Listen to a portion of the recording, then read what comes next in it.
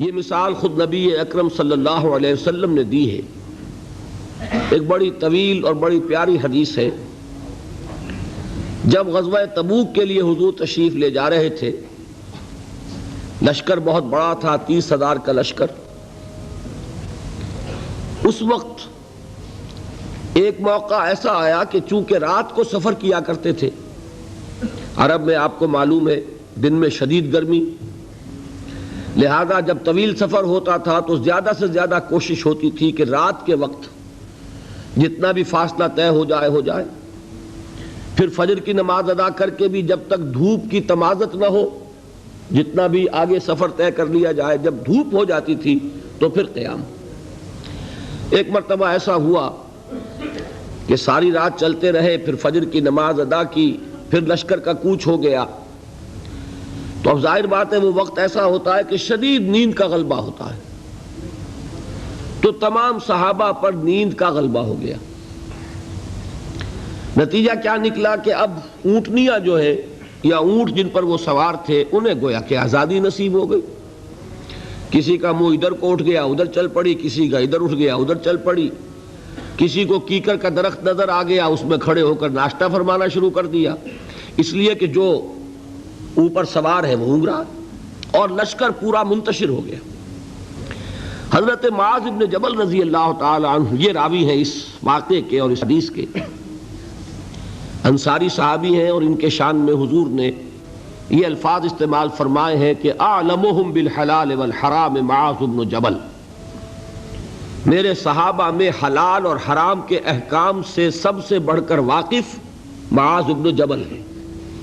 یعنی فقہی معلومات ان کی بہت تھی۔ اللہ نے جیسا میں نے کل عرض کیا تھا، ہر چیز کا اپنا ایک تقاضا ہوتا ہے۔ کسی کا فلسفیانہ ذہن ہوتا ہے، اسے قانون سے دلچسپی نہیں ہوتی، کسی کا قانونی ذہن ہوتا ہے، اسے فلسفے سے دلچسپی نہیں ہوتی۔ تو حضرت معاذ بن جبل رضی اللہ تعالیٰ عنہ کو قانون اور احکام سے بڑی دلچسپی تھی، تو حضور نے فرمایا اعلمہم بالحلال والحرام معاذ بن جبل۔ انہی کو عامل بنا کر حضور نے یمن بھیجا تھا۔ تو جو گفتگو اس وقت ہوئی تھی وہ بہت اہم ہے فقہی اعتبار سے، کہ اجتہاد کے لیے وہی دلیل ہمارے ہاں، وہی حدیث جو ہے بطور دلیل بیان ہوتی ہے۔ حضور نے فرمایا معاذ تمہیں میں یمن بھیج رہا ہوں، کوئی معاملہ پیش آئے گا تو کیا کرو گے؟ عرض کیا کہ حضور اللہ کی کتاب کی طرف رجوع کروں گا، جو حکم ملے گا اس کے مطابق فیصلہ کروں گا۔ آپ نے دریافت فرمایا اگر اللہ کی کتاب میں کوئی واضح حکم نہ ملے تو کیا کرو گے؟ تو عرض کیا کہ حضور پھر میں آپ کے فرامین، آپ کے فرمودات جو بھی میرے علم میں ہیں ان کی طرف رجوع کروں گا، اس کے مطابق فیصلہ کروں گا۔ پھر تیسری مرتبہ سوال کیا اگر میری بھی کوئی بات تمہارے علم میں نہ ہو پھر کیا کرو گے؟ تو عرض کیا ثم اجتہد، پھر میں اجتہاد کروں گا۔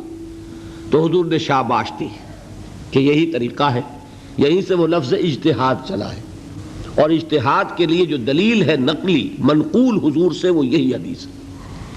بہرحال یہ تعارف ہو گیا حضرت معاذ بن جبل کا۔ وہ راوی ہیں، وہ فرماتے ہیں کہ بقیہ تو سب لوگ جو ہیں اونگ رہے تھے اور لشکر منتشر ہو گیا تھا، لیکن میں خاص طور پر حضور کے ساتھ ساتھ لگا رہا۔ حضور کی اونٹنی چل رہی ہے، میں نے بھی اپنی سواری کو ساتھ لگائے رکھا۔ اس کی وجہ تھی کہ تخلیہ میں ایک بات پوچھنا چاہتے تھے حضور سے، تو اس کے متلاشی تھے، لہذا اب آدمی جب اس کو ذہن پہ کوئی ایک ارادہ ہو تو اونگ نہیں آئے گی نا، لہذا وہ جاگ رہے ہیں، پوری طرح ہوشیار ہیں۔ حضور کی اونٹنی چلی جا رہی ہے، اور آپ جب اونٹ پر سوار ہوتے تھے تو ایک کجاوا سا ہوتا تھا، پردے ہوتے تھے اس پر، تو حضور اپنے ان پردوں میں ہیں۔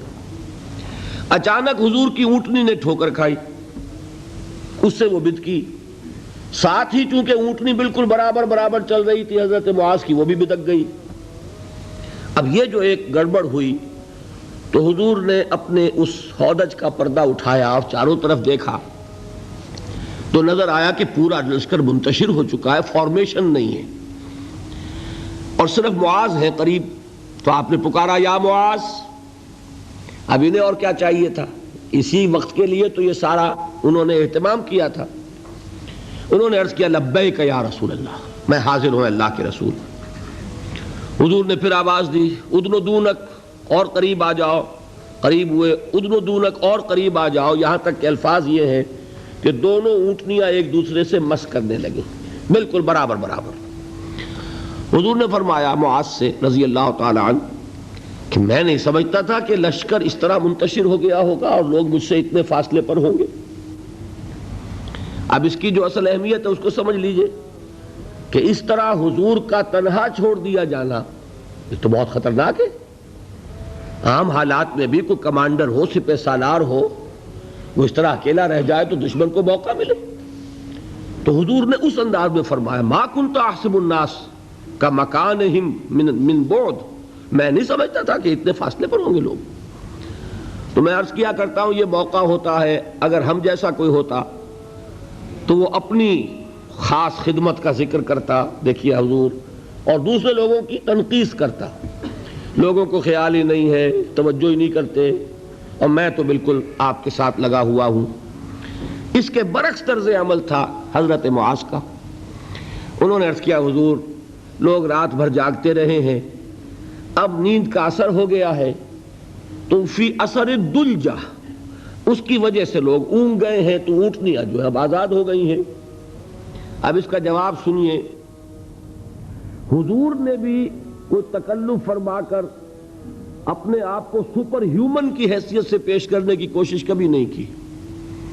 آپ نے فرمایا وَأَنَا كُنْتُ نَاعِسًا، ہاں میں تو خود بھی اونگ رہا تھا صلی اللہ علیہ وسلم۔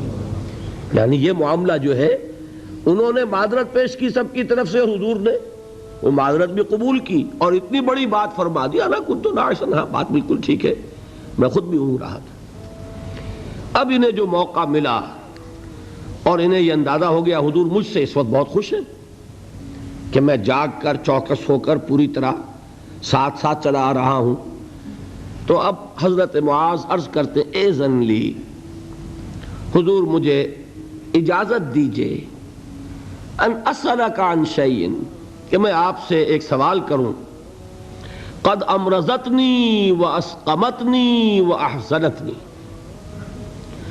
جس نے مجھے نہایت دلگیر کر دیا ہے، غمگین کر دیا ہے، نہایت مجھے مریض کر دیا ہے، یعنی ایک ایسی دھن مجھ پر سوار ہے، میں سوچ سوچ کر بیمار ہو گیا ہوں۔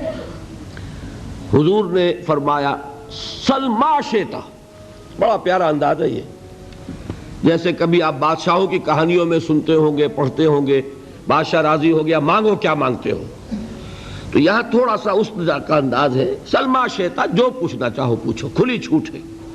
اس وقت ظاہر بات ہے تخلیہ بھی ہے اور حضور کا خاص اس وقت التفات ہے۔ تو انہوں نے سوال کیا، یہ ہے اصل میں میرے اور آپ کے سوچنے کی بات۔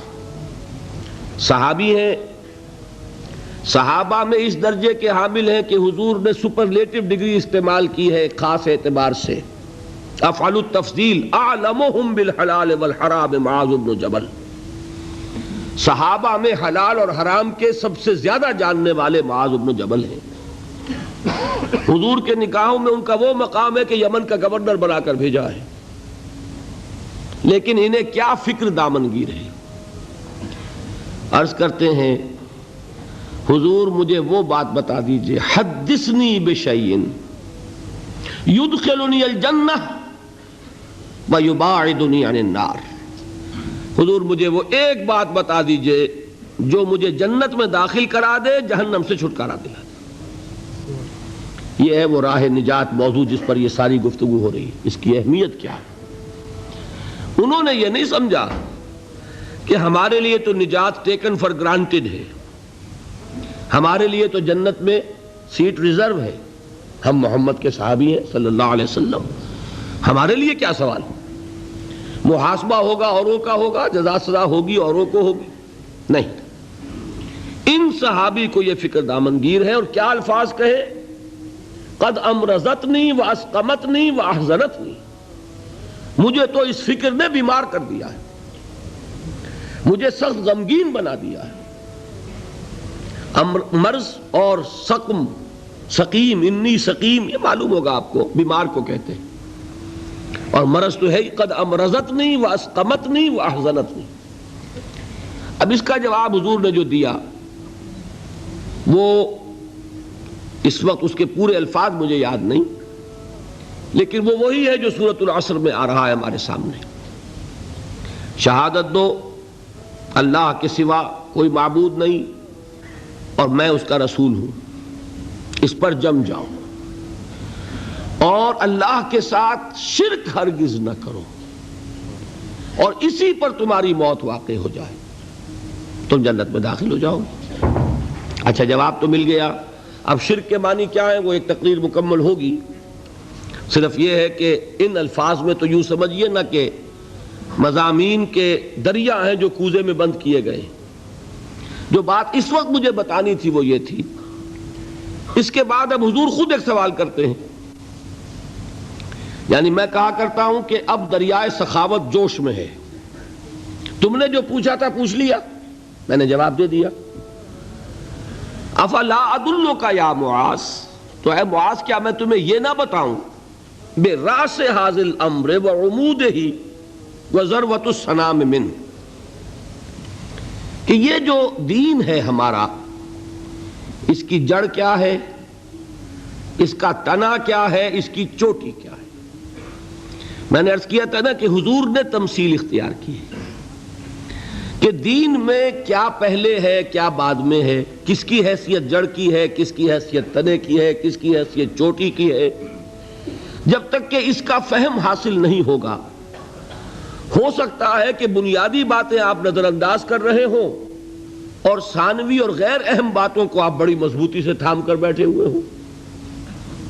اسی کو کہا تھا حضرت مسیح علیہ السلام نے یہودی علماء پر تنقید کرتے ہوئے کہ تم مچھر چھانتے رہتے ہو اور سموچے اونٹ نگل جاتے ہو، بڑے بڑے گناہ تو کر رہے ہو اور چھوٹی چھوٹی باتوں کے اوپر دست و گریبان، مناظرے اور جھگڑے۔ یہی حال ہمارا ہے آج۔ سود جیسا گناہ، اس میں پوری قوم ملوث۔ جھگڑا کس پر ہو رہا ہے کہ رفع یدین ہے یا نہیں ہے، ہاتھ یہاں بدیں گے یا یہاں بدیں گے، اس پر تو جھگڑے ہیں۔ من دیگرم تو دیگری، اس پر فرقے بازی۔ لیکن سود، رشوت، حرام خوری، یہ سب کر رہے ہیں۔ حالانکہ یہ ہے جڑ کی بات، وہ ہے ثانوی بات۔ اسی کو کہا کرتے ہیں کہ اشرفیاں لٹیں اور کوئلوں پر مہر۔ کس قدر حماقت ہے، اشرفیوں کی حفاظت نہیں ہو رہی، کوئلوں کی حفاظت ہو رہی۔ یہ کیوں ہوتا ہے؟ سینس آف پروپورشن نہیں رہتا، کس چیز کی کیا اہمیت ہے، نسبت و تناسب درست ہے، دین میں جڑ کیا ہے، تنا کیا ہے۔ اب یہ تشریح حضور نے فرمائی اور اس کے لیے تمثیل اختیار فرمائی، وہ کس سے کی ہے؟ وہ درخت کی ہے۔ درخت کی ایک جڑ ہے، درخت اس پر کھڑا ہے، غذا وہاں سے مل رہی ہے، جڑ سوکھ جائے گی درخت سوکھ جائے گا۔ پھر تنا ہے، پھر اس کے اوپر چوٹی ہے۔ درخت جو آپ لگاتے ہیں، فرض کیجئے آم کا درخت لگایا تو کیا جڑ کے لیے لگایا یا تنے کے لیے لگایا؟ آپ نے تو درخت لگایا ہے آم کے لیے، آم لگتا ہے چوٹی پر جا کر، لیکن جڑ کے بغیر تنا نہیں، تنے کے بغیر چوٹی نہیں، چوٹی نہ ہو تو آم نہیں۔